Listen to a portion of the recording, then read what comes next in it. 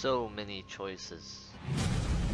Holdfast, Bannerlord, War of Rights, Whigs and Tories. They're all just spokes on a wheel. This one's on top, then that one's on top, and on it spins, crushing those on the ground.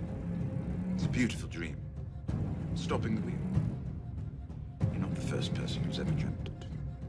True, and I think a lot of people are getting nervous or start panicking which game their friends are going to pick, or what game the best option is, or the safest for that matter. And hence this wheel keeps on spinning. Now I will be analyzing the 4 games mentioned at the start of this video.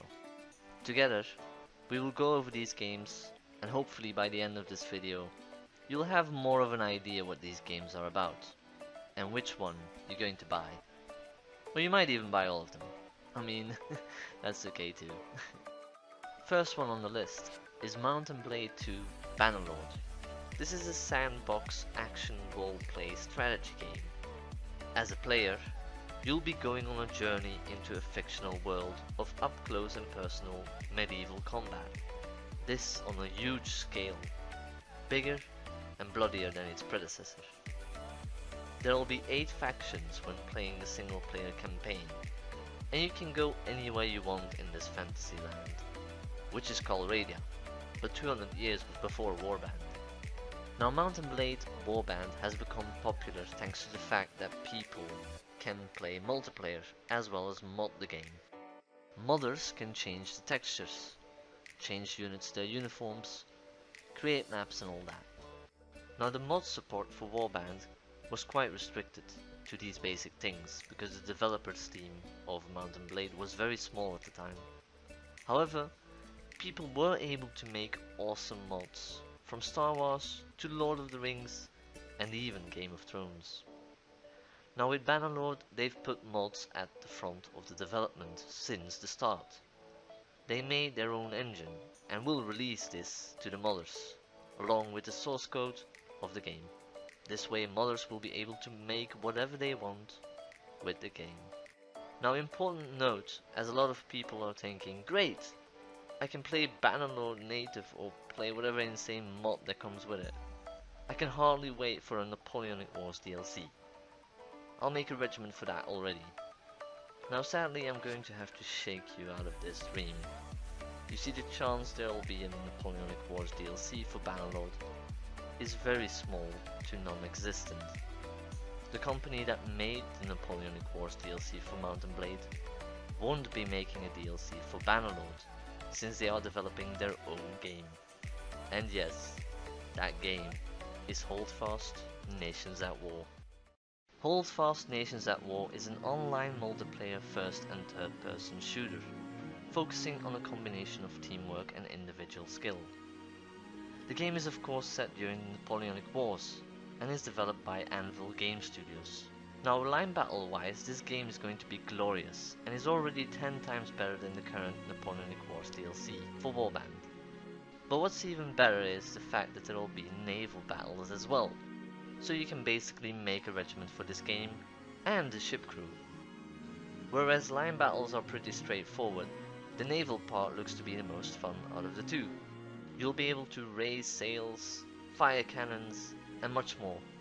Communication will be vital in naval battles, in order to keep your ship afloat.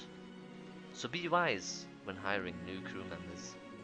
So far only 2 nations, Great Britain and France, will be available to play. The developers will include more nations as time goes by. Which nations, you ask? Well, that's up to you. This game will be released as early access, something a lot of people are scared about. Let me remove those doubts. I have tested the game myself, and it's amazing. I love it. If you are looking for an improved Mount & Blade Napoleonic Wars, then this game is definitely the one for you. And if you fall in love with the game and community, more good news for you, as the developers have plans for a Holdfast franchise. That proves their dedication. War of Rights, another name for the American Civil War, or the War of Secession. There are many names for that conflict, But this game is set during that war, and more specifically in the Maryland campaign of September 1862. Campfire Games is devoted to presenting the gruesome and glorious elements of this period, while maintaining the highest level of historical accuracy and realism as is possible. Now players will be able to play on multiple battlefields of the campaign, from the confluence of the Potomac and Shenandoah River, where the siege of Harper's Ferry took place, and so on. You'll be able to choose from a list of regiments that fought in each battle, as well as your rank. All the uniforms and body features will be customizable for other players to see as you march and fight. If you're interested in the American Civil War and or you want to relive that history, this game is made for you. So, will you heed the Union call against the rebels? Or will you fight to defend your family and livelihood with the Confederacy? The choice is yours. Now let us go back in time. 1862 is the year we've just visited. But now we'll go back almost 100 years, before the Civil War between North and South, in the year 1765. A colonial revolt took place. The American patriots in the 13 colonies declared independence, and so the war with Great Britain escalated. The game Whigs and Tories is set during the height of this conflict, which took a little less than 20 years. You will have the opportunity to relive that piece of history. You'll have the ability to play as the British, the militia, loyalists, and even the French. As the previous games, this one too is a line battle game. There is of course a variety in landscape, I'd say very similar to War of Rights. You'll have lush colonial farmlands, thick untamed forests, and more.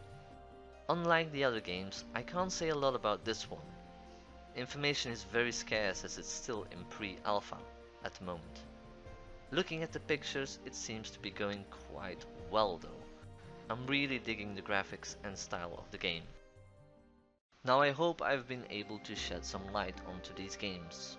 Hopefully I gave you some new information, or maybe you haven't heard about one of these games before, and after watching this video you get intrigued by it, and perhaps you'll be looking up some more information. Now, to make it easier for you, I have some links in the description to help you out with that, so make sure to check them out. Now if you want me to go in depth, and I mean really puzzle out a lot of things about one of these games, make sure to post a comment down below with the name of that game. Do you have a favorite already? Which game wins the crown in your book thus far? I'm looking forward to your answer, and I will see you all very soon in the next video.